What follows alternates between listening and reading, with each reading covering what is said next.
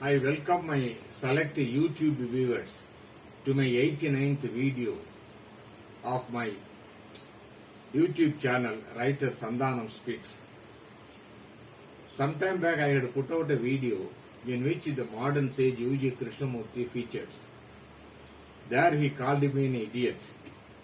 Now I am going to speak also along with U G Krishnamurti, the ancient sage, Adi Sankara, who calls all the ignorant people as fools. This is a small script combining both the statements and giving my view. Please listen.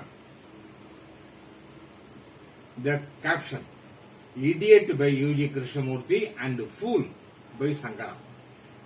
Sometime back I had put out a YouTube video wherein the modern sage U G Krishnamurti, whom by fate I stumbled into in an evening at Bengaluru in 2003, called me an idiot when I innocently asked him the question, what is the meaning of life?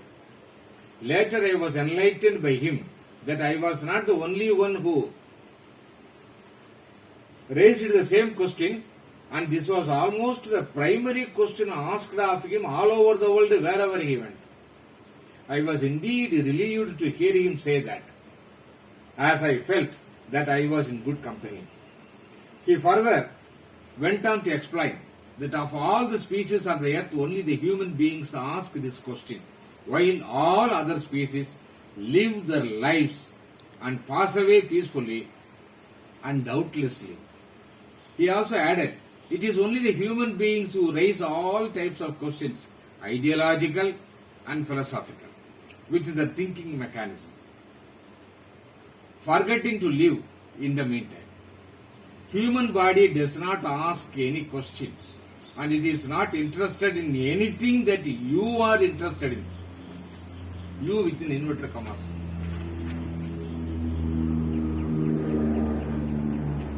The body is interested only in two vital things. One is its survival, and the next is reproducing one like it. But it is only man, proud of his intellect, feels superior to other species, conveniently forgetting the fact that all the chaos, wars, including the environmental degradation, have been created by him only, but not by the other non-intelligent species. UG hit the nail on its head when he said, life has no meaning. Why it should have any meaning? Even if it has got any meaning, you have no way of knowing it. He also made a distinction between life with capital L, and livelihood. While the life could be compared to electricity, livelihood is like the bulb. Even if the bulb gets fused, the life called electricity continues. The day-to-day life, UG said, is imposed on me, and I have no complaint against it, as the world cannot be other than what it is. Because the world is the product of the thinking man, who has turned this heavenly earth into a miserable hell. Enough of idiot, comment by UG. And now the foolish comment by Sankara. That is, who called the ignorant people as fools. Though idiocy and foolishness are synonymous, Sankara uses the Sanskrit word mudamate, which is worse than idiocy. Recently, I was going through the well-known Sankara's work, Bhajagovindam, in English translation.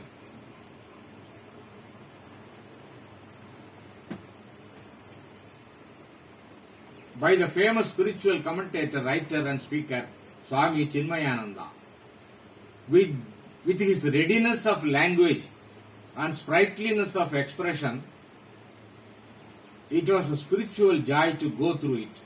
Hence, I desire to share it with you, of course, with my comment. We are all familiar with the Bhajagovindam recital by the late queen of music, M.S. Subbulakshmi. I also happened to listen to the late Sri C. Rajagopalachari, who is called Rajaji, introducing this recital in the musical disc. With his razor-sharp intellect and authentic voice, Rajaji explains Sankaracharya's Bhajagovindam as one of the finest pieces of bhakti songs ever rendered. He tells bhakti and jnana in the final analysis is one and the same. When knowledge ripens, it is bhakti. If knowledge does not ripen to bhakti, then that knowledge becomes, Rajaji says, is only a useless tinsel. Rajaji also asserts that is why Sankara, an exponent of Jnana Marga, also advocated Bhakti Marga, especially for the spiritual beginners. Hence, Sankara rendered Bhakti songs like Bhajagovindam, Dakshinamurti Stotram, Shivananda Lahiri, and so on. It is quite striking that U G, who does not generally use any religious term, uses the word surrender with a connotation of helplessness. He says, and I quote, this is from the U G calendar supplied by Madam Rajini, and incidentally today also is the 30th, justifying the caption. I am reading it out. This is the ultimate. You have to totally surrender yourself. It can't be brought about through any effort or volition of yours. It is a state of surrender where all effort has come to an end, where all movement in the direction of getting something has come to an end. Quotation ends. This quotation means stopping the spiritual search by using one's intellect. This resembles Sankara's Saranagati to the Almighty. This Bhajagovindam also is called Moham Mudgara, that is hammer of desires, consisting of 31 stanzas, of which 12 were ended by Sankara and the rest by his disciples. The story goes that once Sankara with the retinue of his 14 disciples was walking in Banaras and heard an old Pandit repeating to himself the grammar rules. On hearing it, Sankara broke out in inspirational songs telling the Pandit, "O fool, the grammar rules will never help anyone at the time of death. Hence, while living, strive to realize the deathless purity and perfection that is immortality." These songs composed as Bhajagovindam call both the learned and the unlearned as Moodamade, that is, foolish souls, who are attached to the transient life and its impermanence. The purpose of learning according to these songs is not to master the nuances of language and its grammar, but to surrender oneself to the universal creator who cannot be reached by one's learning and intellect. On my part, I would compare the grammar rules to the dinner leaf. One cannot eat the leaf, but only the food served on it. Here are some of the few select verses from Bhajagovindam. Whoever hears it, I hope, would no doubt relish its meaning. The first verse runs like this: Seek Govinda, seek Govinda, seek Govinda, O fool. When the appointed time comes, that is death, grammar rules will not save you. The second verse: the water drop playing on a lotus petal has an extremely uncertain existence. So also is life, ever unstable. Understand the very world is consumed by disease and conceit and riddled with pangs. Seek Govinda, seek Govinda. This is similar to Buddha's teaching that this evanescent life is dukkha, ending in disease and death. Third verse. This is one of the few verses I have selected. So long as one is in one's boyhood, one is attached to play. So long as one is in youth, one is attached to one's own young woman. So long as one is in old age, one is attached to anxiety. Yet, no one, alas, to the Supreme Brahman is ever attached. Seek Govinda, seek Govinda. This is echoed by another Tamil sage called Patinathar in this song. முடிசார்ந்த மன்னரும் மற்றுமுள்ளோரும் முடிவில் ஒரு பிடி சாம்பலாய் வெந்து மண்ணாவதும் கண்டு பின்னும் இந்த படிசார்ந்த வாழ்வை நினைப்பது அல்லால் பொன்னம்பலவர் அடிசார்ந்து நாம் உய்ய வேண்டும் என்றே அறிவார் இல்லையே.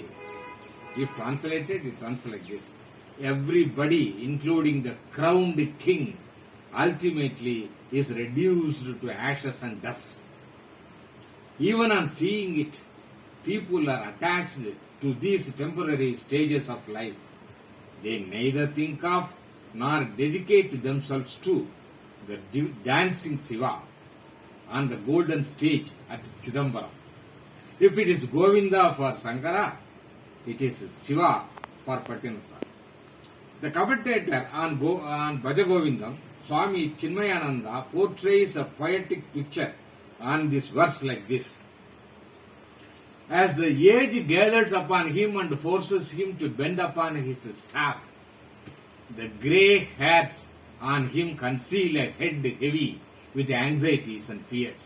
All through life's pilgrimage, the fool crawled upon the surface, attached to one thing or the other, never getting any chance of finding the time to attach himself to the Supreme. Verse 4. When the age, that is youthfulness, has passed, where is its lust and its play? When water has evaporated, where is the lake? When wealth is reduced, where is the retinue? When truth realized, where is the samsara? Series of colorful similes and metaphors are contained in this song. All these similes are skillfully drawn to emphasize the immortal truth, at the arrival of which all attachment take to the heels.